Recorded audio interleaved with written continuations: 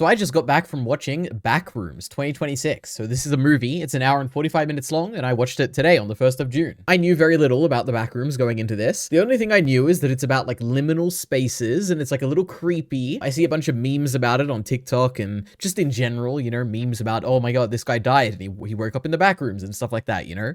But I saw a trailer like a few months ago and I thought it looked really good, and now I've seen it. And I can absolutely say that this is definitely a 5 out of 5. I loved this movie. It is like the perfect movie for me. It is horror, which I love horror. It's really well directed, like indie feeling, like A24 horror, which I love. And it is also sci-fi, which I love. It's liminal spaces, which are cool. This is just a fantastic movie that I like this a lot. I think the main thing I like about this movie is definitely the vibe. Like it just feels so eerie consistently. It has, like I said, that really interestingly directed vibe.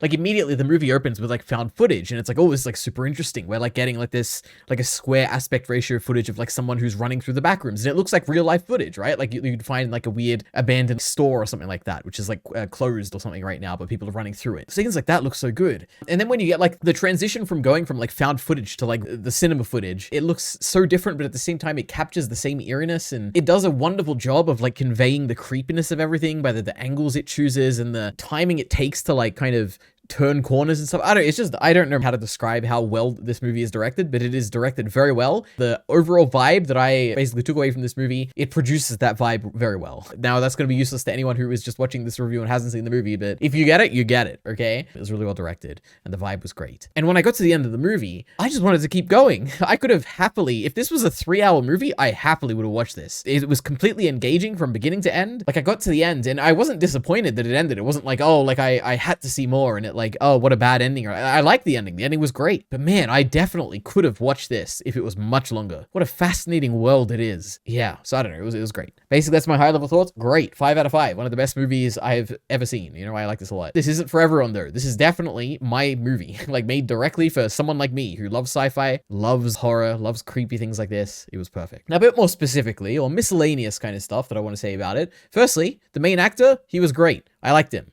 I liked even like initially before he like goes into the back rooms when he's having conversations with his therapist and they're like playing out this argument that he's had with his wife and the therapist is pretending to be the wife. And during that argument, she's like, you wanted to be an architect. And he's like, I am an architect. And he gets mad about it. And it's like, oh, this guy has like a complex about the fact that like he's not living the life that he wants to live. But at the same time, like people probably think of him as like a salesman when really he has the qualification to be an architect, but he can't be an architect. And I'm like, oh, that's like so interesting.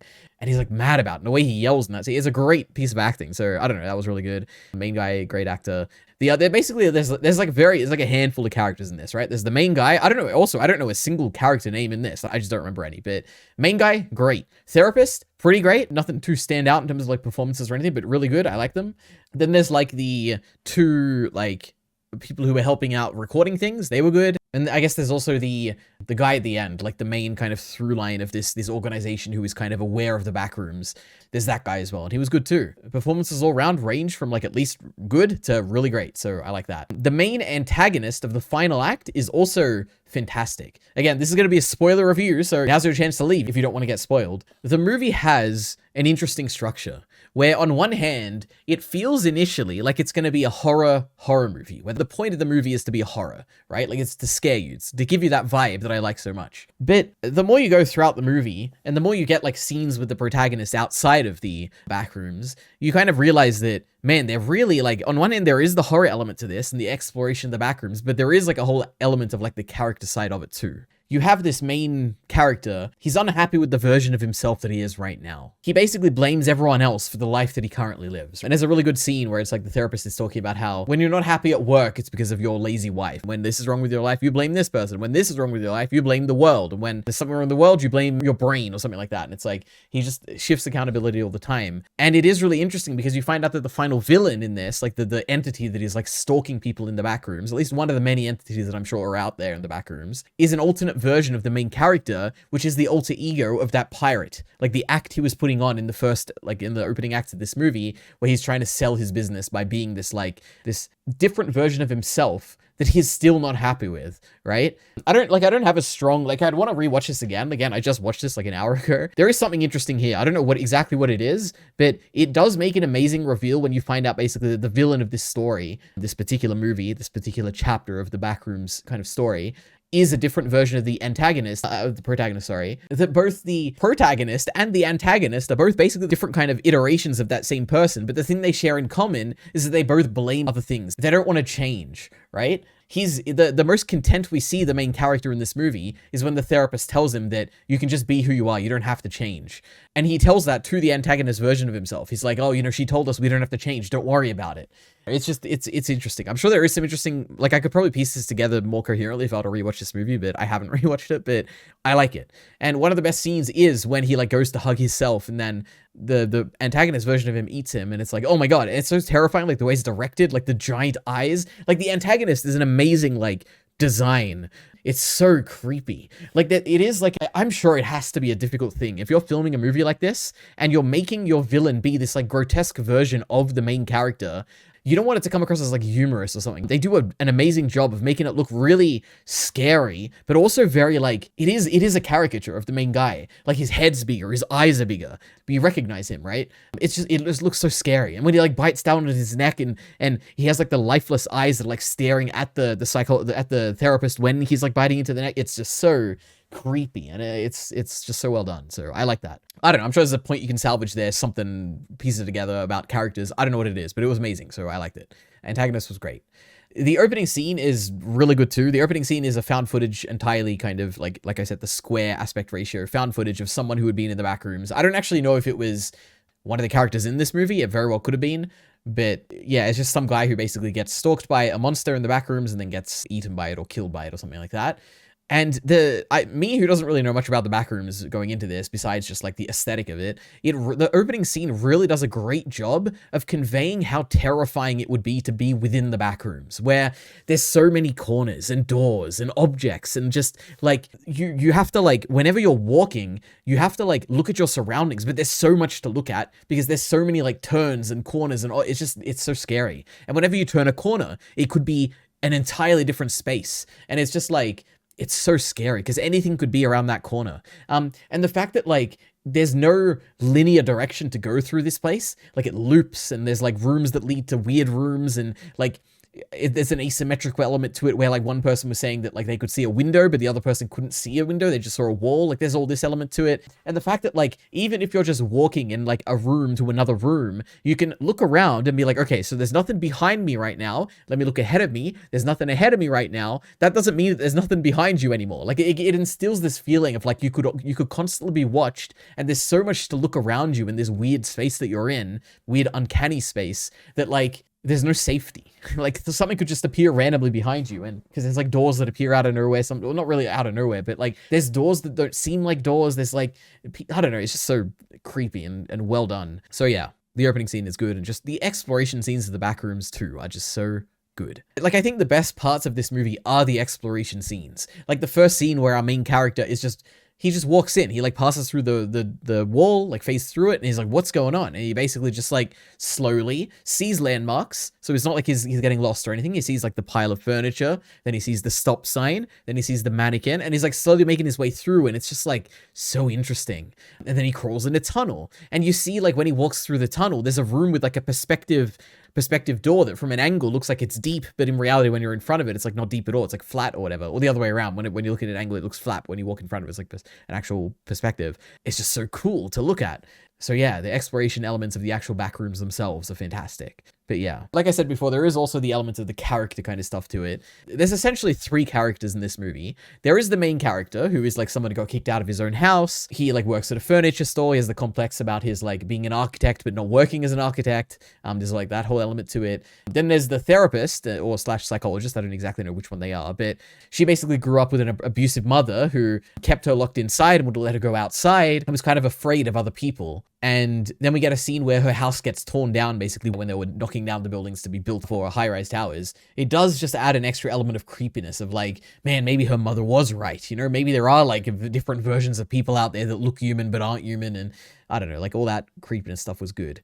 There is a whole element to her, the psychologist or therapist character, where she is the narrator early on in this movie, I think. And there are like certain things she says, like philosophical statements she makes. I didn't really pick up on them because I was, still trying to get into the movie initially. And I'm sure on a rewatch, there'd be something more interesting to piece together there, but I don't know what it exactly was. And then the third character is the MRI technician guy, the guy who works for the organization that is like kind of inside the back rooms or kind of like probing the back rooms and trying to understand it. We get very little of him. He's basically someone who seems to be kind of observing and sees our characters go into the back rooms. And in the end, we get one scene with him where I think the surprise in that scene is that he knows very little. Like he knows much less than it seemed that he did initially, when it's like, oh, he's actually able to watch things in there, but he's not really in control is what you find out. And it's like kind of cool. So those are the three characters. Not too much to say. Like the movie is doing stuff character-wise, but I haven't really pieced together what it is. But yeah, so that's the character stuff.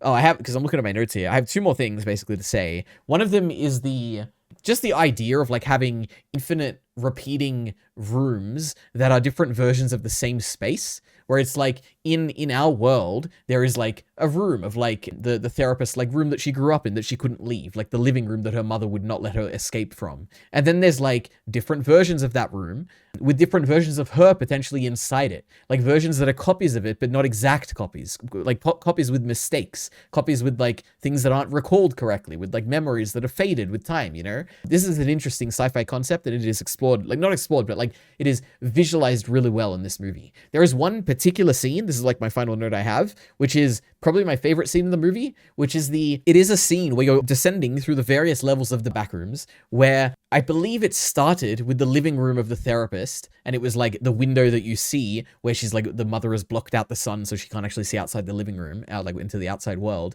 You start with our world, the real world. You descend down with an elevator that's like a camera tracking basically the room, and the old room like goes up as the new like backrooms version comes up, and it's like pretty much essentially the same as the real world, but it's like, slightly yellow tinted, like with a different kind of like backrooms vibe to it. And then we go down again, and it's like, ooh, some of the architecture has been simplified. Like some of the things on the window have been a bit more simpler, and there's like no light coming through the window anymore. Then you go down again, and it's like, ooh, now some of the actual furniture has been simplified and removed and not quite remembered correctly. And you keep going down and down and down, and it's like so creepy and cool. And eventually like a tiny little hole opens up in the wall. Then you go down one more level, and like a giant hole is like opened up in the wall, and it's like, oh my goodness, like this is so cool. Like the replication of a specific space, but with small errors that accumulate to become bigger errors, and kind of essentially in the end form an entirely new space. What a cool like sci-fi thing. So that was really good, and probably my favorite scene of the movie. So yeah. But that's all my like actual notes. I have like 3 questions now. Is like I'm just curious about like if I rewatch this movie, if I'll get like the answers to this. But my first question is, was the final scene where she is being not the final scene, but the second last scene where she's being interrogated or like asked questions by the MRI company, I think the assumption, like what the character is assuming, is that in that moment, she is in the overworld. She is in our world, right? She has been taken out, rescued from the back rooms, and she's being questioned because she sees like light from the windows. But my assumption would be that this is still within the backrooms themselves, where it like seems like she's actually out of the backrooms, but she is still in there. Like there might even be an outside space inside the backrooms. So I don't know. I'm curious if that is the case or if it's not, and I wonder if I go watch it again if it'll be clear. So that was interesting. Like it could be that like she was in the backrooms of the furniture store, but now she's in the backrooms of like a hospital, which is what it would be, like an MRI scanning place. Where so it's interesting. I don't know the answer, but I'm curious. The other thing is that there's like a scene pretty early on when the main guy is exploring the back rooms, and we hear a lot of like radio communication or like kind of overhead announcement for like a store that you'd hear, like when the people are announcing stuff, the employees, and it's in like a bunch of different languages. And I wonder, like, I don't think there'll ever be an answer to this, but I just wonder, like, what is that? Like, is that like the back rooms themselves, like trying to lure people in? Is it like there's actually civilizations that have kind of been trapped in the backrooms and have been built up, and now there are literally people in the backrooms with different like languages and different like civilizations that exist in here that are trying to communicate over the radio. That could be really interesting, and it might actually be the case if the backrooms is truly infinite, right? Like, what is this radio communication? So interesting. So I like that. And then the final question I have, and the final note I have to actually say is, specifically that scene I was talking about with the infinitely descending elevator of different levels of the back room, which seems to be infinite, just seems to keep going, and like misreplicating things. It does make me question, is our reality the base one? Like, is the Backrooms truly, like, is our world, the world that people live in, is it truly the base world in which the Backrooms is copying? Or is it literally just another layer of the Backrooms, and there is something above base reality? There's the truer version of the world. Like, there is an element of, like, it makes you feel that a little bit in this movie. So, yeah. That's basically all I've got to say. This was a fantastic movie. I will definitely be watching this again when it comes to digital, and I can watch it in the comfort of my own home with my good screen and good headphones and all that. But yeah, I hope it gets a sequel. Like, I would absolutely watch more of this. So yeah, thanks for watching. Subscribe right now, and see you next time.